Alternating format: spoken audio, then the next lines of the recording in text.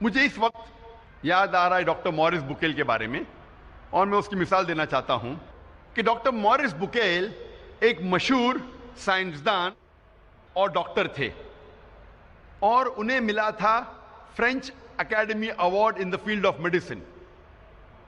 اور ڈاکٹر مورس بکیل جو عیسائی تھے، انہیں چنا گیا تھا ریسرچ کے لیے ممی آف منپٹا کا۔ ممی آف منپٹا وہ فرعون جو موسیٰ علیہ السلام کے وقت تھا، اس کے جسم، اسے کہتے ہیں ممی، اس کے اوپر ریسرچ کرنے کے لیے ڈاکٹر مورس بکیل کو چنا گیا تھا۔ اور کیونکہ ڈاکٹر مورس بکیل عیسائی تھے اور بائبل پڑھ چکے تھے، وہ جانتے تھے کہ موسیٰ علیہ السلام کا پیچھا کرتے کرتے فرعون دریا میں ڈوب گیا تھا۔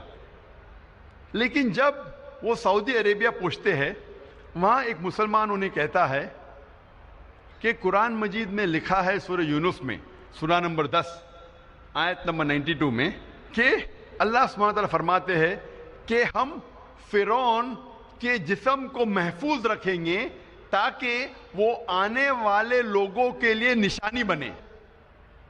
جب مورس بکیل کو یہ پتا چلا کہ قرآن مجید 1400 سال پرانی کتاب ہے، اس میں یہ لکھا ہے کہ ہم فرعون کے جسم کو محفوظ رکھیں گے تاکہ آنے والے لوگوں کے لیے نشانی بنے، وہ چونک گئے اور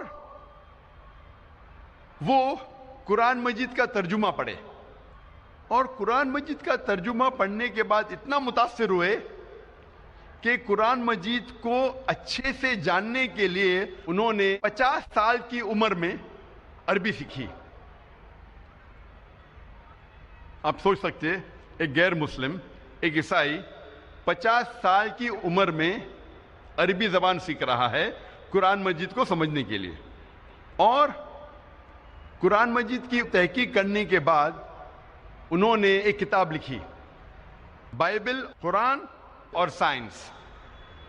تحقیق کے بعد ڈاکٹر مورس بکیل نے اپنی کتاب میں یہ لکھا کہ قرآن مجید میں کئی آیتیں ہیں جو سائنس اب ایڈوانس ہونے کے بعد جاننے لگی، جو قرآن مجید میں 1400 سال پہلے لکھا ہے۔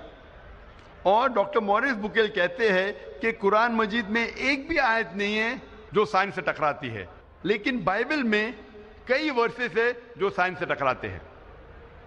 یہ مثال دینے کی یہ وجہ ہے میری، یہ کہنے کے لیے کہ ایک غیر مسلمان عیسائی 50 سال کی عمر میں عربی زبان سیکھتا ہے قرآن مجید کو بہتر سمجھنے کے لیے۔ الحمدللہ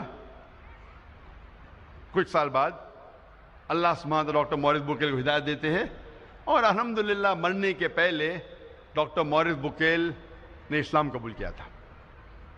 تو عمر کبھی بھی وجہ نہیں ہے ایک انسان کو اچھے کام سے روکنے کے لیے، لیکن ہر مسلمان کو ڈاکٹر مورس بکیل جیسا جذبہ نہیں ہوگا، لیکن پھر بھی ان کے پاس بہانہ نہیں ہے۔ اگر کوئی عربی زبان نہیں سیکھ سکتا ہے تو کم از کم وہ قرآن مجید کا ترجمہ پڑھے۔